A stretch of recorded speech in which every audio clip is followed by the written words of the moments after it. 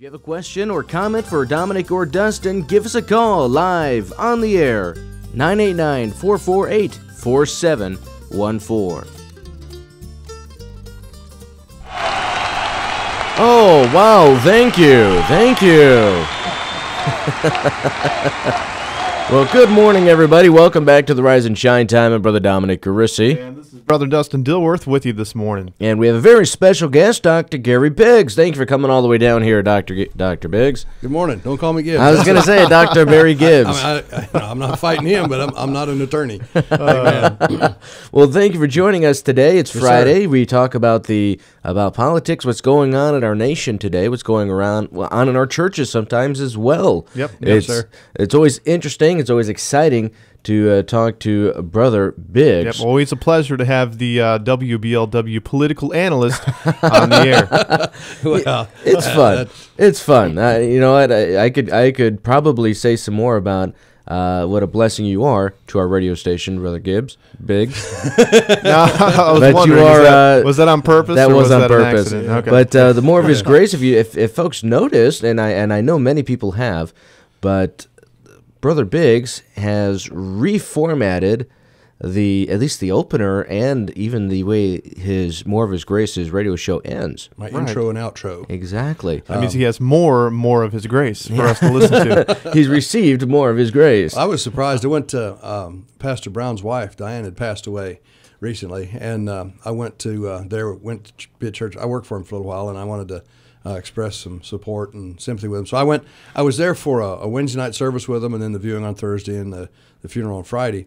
And to my surprise, I had people come and say, "Oh, are you Pastor Biggs from the radio?" I never thought about this. I was listening in Iowa. So. They're listening in Iowa. Yes, Wow. sir. Do they listen to the station online? Yes, sir. They do. That's awesome. And I introduced him to Brother Jenkins. I said, "Well, yeah." I said, "I'm there." And I said, "Oh, by the way," I said, Grace Baptist Church hosts the provides that ministry, the WBLWRadio. I said, and that man right there, that's Dr. John Jenkins. He's one that's his station. Oh, so I took him down and introduced him there. And I said, Brother Jenkins, I said, you have some fans? He goes, fans? Oh. So it was That was awesome. A couple big name radio preachers, in town. I really do love hearing from our listeners. Even if it's good, bad, or indifferent, I really enjoy it. If somebody writes in, they say, you know what, you guys are stupid. Hey, at least somebody was listening. And if somebody writes in there's saying, a hope of correction if they tell you. Exactly. How are we certainly. supposed to change if you never tell us? Right. We do appreciate the spirit of meekness. Well, yeah, that goes along. in your remarks. A soft answer turneth away wrath, that's for sure. But it is always The only great. answer for that is thank you. Thank you. Thank you. Otherwise, you say, no, I'm not. You just proved you were. So I've learned the hard way over time that arguing doesn't usually help on those things. So anyway. Yeah, certainly. Well, it's good. You can, of course, do so if you visit WBLWRadio.com. We have online listeners right now. And also, we have a couple cameras in the studio. We do. Yep. You can visit youtube.com/WBLWRadio. We have several interviews and interesting content for you to take a look at online as well. Definitely. We're having a great time. No, I'm uncomfortable. Oh, great. They're all watching you. Yeah, Whoopee. Pastor Biggs Right. actually took Whoopee. a shower and put on a shirt and tie this morning for us because he knew he was going to be broadcasted over the internet. I didn't even video. know that before I came. That's how I do. Oh, really? Yeah. The Lord gave you wisdom this morning. He did. About Gave putting me on insight. Well, a lot of times, sometimes I'll come down because I'll just wear a shirt, no tie, or something like, or slacks, and I don't know. I just felt. Well, actually, I'm preaching chapel today when I get back. So. Well, it was the Holy Spirit okay. telling you to dress up for the cameras. I mean, look at how we're dressed up. So. Yeah. Now, another reason why we put this online is we want to make sure you know that not all radio personalities are slobs. No, we aren't slobs. You won't see me coming in here in my work clothes. I always wear my nice jeans and I'll wear a nice collared shirt. Today I'm wearing khakis. You So mean there. like when they take Simon off American Idol and replace him with Howard Septic Tank Stern?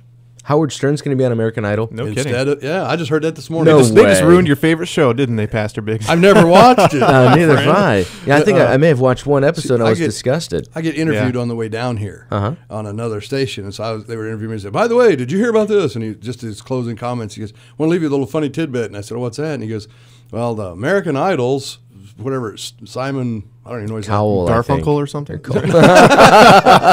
Simon Cowell? What? Cowell, I think, okay. yeah. He's leaving. And I said, oh, yay. And just, if American Idol Sure. went away, I wouldn't mind. It'd be okay if it was just gone. But anyway, so then he says, but they're replacing him with Howard Stern. I said, that's a lot like taking a leak at the wax ring at the commode and replacing it with a seat in a septic tank. And so he started laughing. But actually, Howard Stern might be able to judge that a little better. I'm gonna kick a golden calf right here a little bit. That show is so stinking sensual, and they promote it. They promote the sensuality in it. How do you know? How do I know? I've seen at least one. Oh. I've seen at least one, and I was so disgusted from it that I walked away and I said, I cannot believe this is America's favorite show. And also, I mean, a Christian watching it, since when did the word idol hold a positive connotation in Christianity? I like watching idols. The only thing I've seen of that was when bless her heart, the gal from England, the one that looked like my grandmother. Right. And then everybody goes, wow, she can sing. I've never heard her sing. I've seen a picture of her too. When you call up the internet there, and mine goes to MSN News, the first one that comes up, and time or two's picture. I'm like, who's that? And it's an American Idol singer. Oh, great. That's about. Yeah, I think the best thing that came out of American Idol is that Asian guy. You remember? I don't even know. He came up with his own album, and he couldn't sing a lick. I used to hear him on was a blessing. he was on YouTube a couple of times, and he can't sing. He can't sing. He literally cannot sing, and they made him into an icon of some sort. The icon of not being able to sing. It was really ridiculous. There's hope for me then.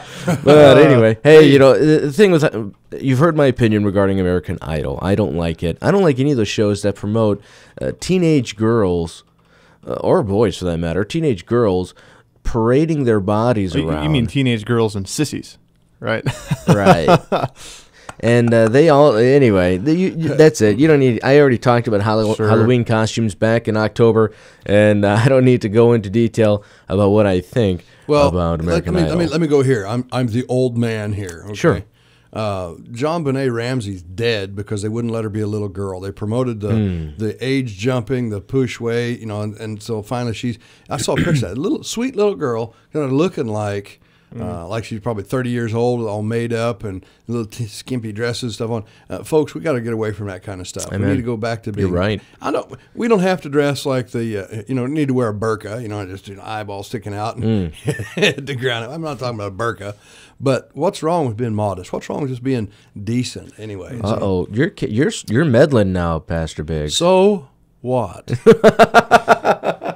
It's my job. So what? The town crier, the town meddler, we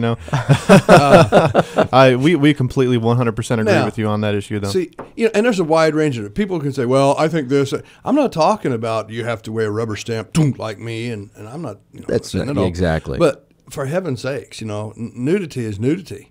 I just said this church that every place has standards. They're just different levels. There's a place, Petoskey, that you can go get your oil changed there, and it's one of those you go through real fast places, and it's not Fast Track. That's Mike Ingram, who's our church, and he and his crew there, they dress nice, they're clean, and they look like mechanics, but they're clean. Anyway. But this other place, I had cause to be there one day. There's a car wash associated with it, and I used the restroom when I was there, and on the wall in the restroom it says on the wall, it did. I don't know if it's still there now, but it did, dress standards for, and it names the place we're working at. The men may not wear an earring. Their hair, if it's long, must be hidden in a hat. They may not wear baggy pants. They may not. Then I'm going, wow, glory to God. And I said, wait a minute. So I asked one of the guys, I said, hey, you mind working here? He goes, no, why? I said, well, doesn't it bother you they tell you what to wear? And he goes, no. Did you hear that deep theological? No. Because he says, well, we got to have a standard of how to look. And I'm thinking, wow. Gee, how profound. And not to mention you're getting paid. Very profound. Well, I asked, how are you today, Dustin? Yeah, I'm pretty well. How are you, Pastor Biggs? I'm fine. How are you, sir? I'm blessed. Blessed. Neither one of you said good, did you? See, no. You wouldn't let me do it. I set up a thing. How are you? Oh, no. We trained ourselves. Let's say doing well, doing swell is a good one, too. How are you doing? If they say I'm good, I say, really? Who pays you to be good? And most of them stop and they go, oh, nobody. I say, so basically you're just good for nothing then. Oh, yeah. Don't ever say yes to that one. Never say yes to that one. That's great.